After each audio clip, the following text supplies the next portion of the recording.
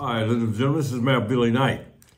This is, believe it or not, River City Chat. You know, we have not done this in a while because, I lost my partner in crime, Mr. Jalen Morris, so you see me sitting here by myself. Jalen, unfortunately, able to get a job at the shipyard, and therefore I haven't had anyone here to help me produce this program. This is a podcast that we started a year ago, and, we really want to keep it going because we think it's one way that I can really communicate with the citizens of Moss Point and let them know really what's going on. Because, there's a lot of rumors out there about what's going on in the city and people don't know what they're talking about. And this is one way for me to, talk directly to you, and you will know coming from me as to what is going on here in the city. So I hope you will find time to view this. And now we're going to try to be consistent with it, but it's so difficult. We've got so many things going on. Jalen, when he was here, was kind of able to keep me on track and keep me focused on this program, doing it on a regular monthly basis. And, I don't have him, so, I got to kind of juggle these things on and find a way to find time to do it. So, I'm sure you understand that, but we're going to try to go forward and do these on a regular basis. So just, kind of look out for it. And of course, if we don't do it on a consistent basis, I hope you forgive me for that, but we're going to be trying. There are three things that I want to kind of talk to you about and bring you up to date today. And we're not going to make these programs long because we know everybody's busy and got a lot of things to do. And so we're going to try to make them kind of short and sweet. And hopefully the things that we talk about will be valuable to you. And we hope that you will share this information, with your family members or your neighbors or your friends, so that if they don't get a chance to see the broadcast, at least you can share this information with them. So there are three things I want to talk to you about today. And of course, it's always the tornado is still right upon us. And a lot of people ask me, why are you so hopeful about the fact that we're going to get that declaration, disaster declaration? Because I believe that our legislators, including our governor and lieutenant governor, is really doing what they can. And they've done it from the standpoint of finding a way to get the numbers up that we meet the threshold. The original threshold for us was that we had to meet an assessment damage of $5.2 million, and we did not meet that.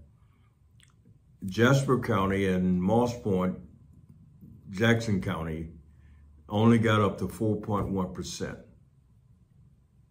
So the governor asked FEMA if they could be allowed to add 14 other counties that was a part of the same weather system in this assessment.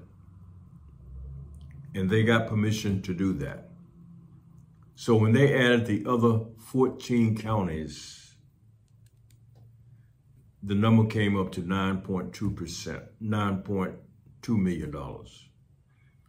So once the figure got up to $9.2 million, including all 16 counties, the governor was then able to make the request to the president to declare those 16 counties a disaster area. Now, in that disaster area, if the president signed, now I'm going to say when the president signed that declaration, Moss Point and Jasper County will get individual assistance from FEMA as well as public assistance from FEMA. Now, what does that mean? Public assistance means public buildings. We will get assistance for any damages that we may have incurred from the tornado, public buildings. Individual assistance means families will be able to get help from FEMA. If your house was destroyed, you get help. If it was major damage, you will get help. Now, I want to caution you that don't expect to be made whole even with FEMA. They're going to help you.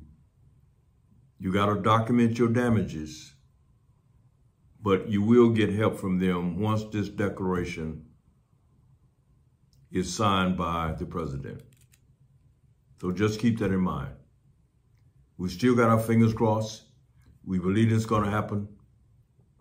This Friday was 2 weeks that the president has had this request.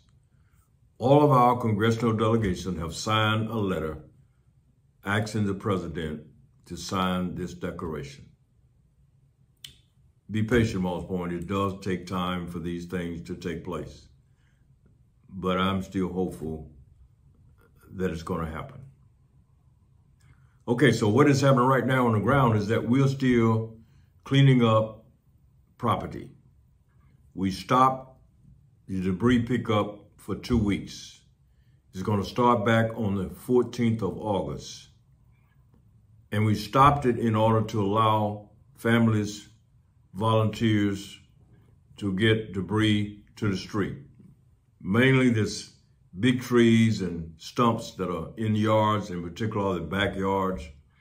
We got to get heavy equipment in here, large chainsaws that will come in here to help us cut it up to move it to the street.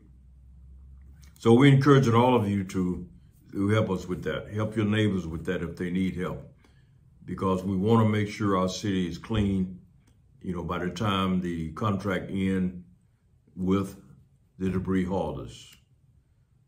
So please help us today. Also, this past weekend, we had the Church of Latter-day Saints here.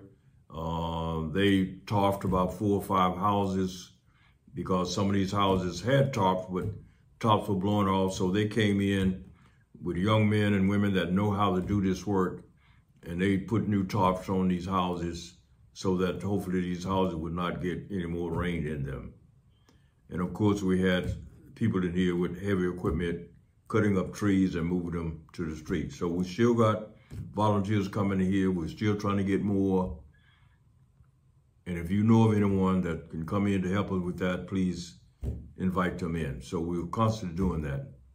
So just remember now, August the 14th, we're going to start this pickup all over again. So let's get busy and try to get volunteers in here let's get this debris to the street. Okay, let me transition now to this past Saturday. We had a coaching clinic. The coaching clinic was very exciting. I was happy to see 22 young men from Moss Point volunteering to be coaches for our young kids during football season. These coaches came out this morning on their own time, led by Mr. Brian Crosley as a commissioner of the Football League. And Mr. Patrick Evans was the lead referee that went through a training session with 22 coaches that are volunteering their time to coach our kids. I thank Mr. Crosley, I thank Mr. Evans for their leadership in coming out to work with these young men. They was there for a half a day. Chevron was here and provided CPR. And it was a great day for these young men this morning to be willing to come in and get this training so they can be ready when football season starts. And they have produced some champions in our football program. But we won the championship for the last 2 years. And so my hat's off to those coaches for doing a great job. What I reminded them this morning was that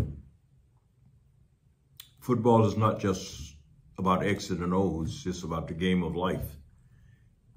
And they, as coaches, are really important in these young boys' lives by being a great role model for them. These kids are looking up to these coaches.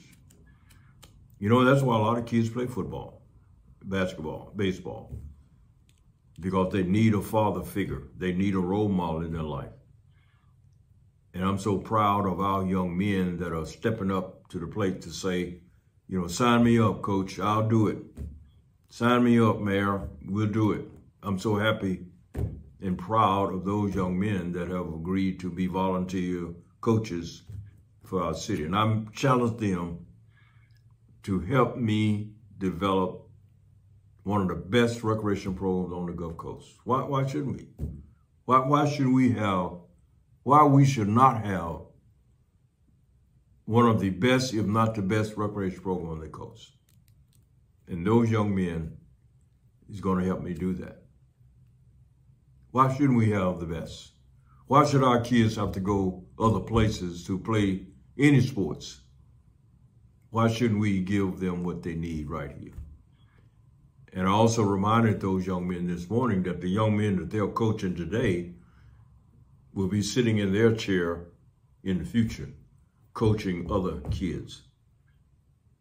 So we want them to be good role models, good coaches, because these young men now are watching what they say, what they do, and listening to what they say. They're a role model even when they don't realize they're a role model. They have to be conscious of that. And one other thing I asked them to do, I told them I needed their help. I said, coaches, I need your help. And I looked at each one of them. And the reason I need their help is that there's so much rumor out there about what's going on in our city, particularly around this recreation center. You know, there's a rumor out there that Billy Knight is selling the recreation center. And somebody gonna come in here and develop the whole thing for the city of Moss Point. First of all, what's wrong with that? If we're trying to get developers downtown to increase our tax structure, increase our tax base, so we have more money to do more things for our kids and for the citizens of Moss Point. What's wrong with someone coming in here to lease or to purchase an area that they can put up a business to make money? They make money, Moss Point make money. But there has been no conversation about anybody buying the recreation center. But yet, there's a rumor out there that somebody in the community has bought the recreation center. They bought all the waterfront. That is very, very far from the truth. And you have to wonder, why is it that a Moss Point resident would put that kind of rumor out there? Why would they say that? Why would they make that up? If they come to our board meetings, they would know that that has not been discussed in a board meeting. Those kind of things have to be discussed publicly in a board meeting. So I chalk it up as that our people just don't understand the process. They don't know any better. So they put out all these rumors, and if other people don't know any better, they believe that. So I asked our coaches this morning to help me get the word out. They got it from me that there have been no discussion in a board meeting about anybody buying or not even leasing the recreation center. The recreation center is coming down. It's been voted that it will come down. That building is almost 40 years old. It's not compatible with things that we need for our kids in today's world. And we're going to build a first-class recreation center for our kids. Why shouldn't we do that? We're going to build a first-class recreation facility for our kids that has a swimming pool in it. It has a full-court basketball court in it. It's going to have a fitness room in it with a walking track around it. You know, it's going to have a senior citizen room in it. It's going to have computer labs in it. It's going to have a performing arts room in it. It's going to have the Hall of Fame room in it. Why shouldn't we have something like that for our kids? We don't have that in this building that we have now. You can't even get a good internet signal in that room. So why shouldn't we get the best for our kids? So please help me put that rumor to bed, because it's nothing but a rumor that someone has put out there. And you know what? I even know who started that rumor. But I will not dignify to call their name, because I don't think he's worthy of me doing that. But it's just so unfortunate that someone that lived within our community would put that kind of rumor out there when it's not true. Why would we do that as a board do that, make that decision or allow that to happen without it being discussed in public. That's not the way we do business, not the way I do business. So citizens, I want you to hear me, and I want your support and help me squash all this rumor, because the thing that I'm doing for this city, I will not even benefit from it. I'm doing it for our kids and for the other citizens of this community, the young adults of this community. We're trying to set a foundation that long after I'm out of here, they will reap the benefits of that. That's what I'm about. So please understand that. And don't let anybody else think anything, any other way that it's going to happen. That's not who I am. So when you hear these people, all these rumors about what Billy Knight is doing, if it's not something that's good for the community, you can bet Billy Knight ain't got nothing to do with it. We don't have nothing to do with it. Please understand that. So I'm proud of these 22 young men that was there this morning, and I wish them luck, and I made them aware that my door was open. If they want to discuss anything with me about athletics, you know, I'll be glad to have that conversation with them. My door is open for any new ideas, because, you know, I don't have a lock on all the ideas and what ought to happen. We need their ideas about what will make our recreation program great. And I welcome that conversation. And the last thing I want to share with you is that, you know, we had to issue a boil water notice on Monday of last week because of the terrible rain and lightning we had on Sunday night of last week. And I want to thank Sam Franklin, who's our operator of the water department, that, you know, worked his butt off to get the thing back up as quick as he did. You know, out of 7 power system, what they call power supplies, it's like a battery, 4 of them was hit by lightning. And he had to rush to Hattiesburg to get the only 2 they had in stock. And then we had to order 2 more.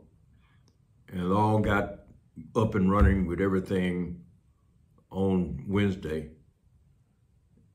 And we lifted it Thursday evening. We lifted the water notice. The water was always fine, but because of anytime you shut any part of it down for any time, for safety costs, you have to issue a boil water notice so that people will know, you know, something happened. And when you do that, you have to test the water. So once we got it up and going with all this supply batteries back in place, we tested, we ran a sample of the water, we sent it off to the lab, and it came back fine, positive. And that's why we was able to lift the notice on Thursday. So the water is good, it's always been good. So just know that when these things happen, you know, we're gonna be on it as fast as we can. You know, we have no control over the lightning and the tornadoes, the hurricanes. It's just that we have to react to those things when it happens. And the better prepared we are, the faster we can react to those things. So I'm happy that our staff was able, and Sam Franklin, to get that up going as quick as it was, and we were not out of water very long. So thank you, Moss Point. We're all in this together. And I appreciate all of your support. We appreciate all of the prayers that we get. And we appreciate all the positive comments that we get about the things that we're trying to do for our city. And please don't pay any attention to these naysayers out there, because every city have it, every department have it, whether you're in your church, whether you're in a fraternal group, whether you're in any kind of social group, you're gonna have people that for whatever reason are very negative and don't want you to be successful. And I do not understand that mindset. I really don't understand that mindset. When I say we're all in this together, I really mean that we're all in this together. We should be all in this together. That is, working together. We are in this together, but yet you're going to have some that's pulling in a different direction for whatever reason. And in my understanding, it's because of their attitude, or the way they were raised, the way they were brought up, the environment in which they were brought up, just to be negative and always trying to put something negative in the minds of other people. And to me, those people are very unhappy, because why would you make up something that is not even true? They say they got it from a reliable source, but when you ask them who that is, they can't even identify who that is. Or for some reason, they say, I'm not going to tell you. Well, they're not going to tell you because it's not reliable. Thank you, Most Point. This is River City Chat. We're going to try to make this a regular thing more often as we promise, but this is one way I can communicate with you. So thank you so much for viewing this. Tell your friends about it. Have a good day.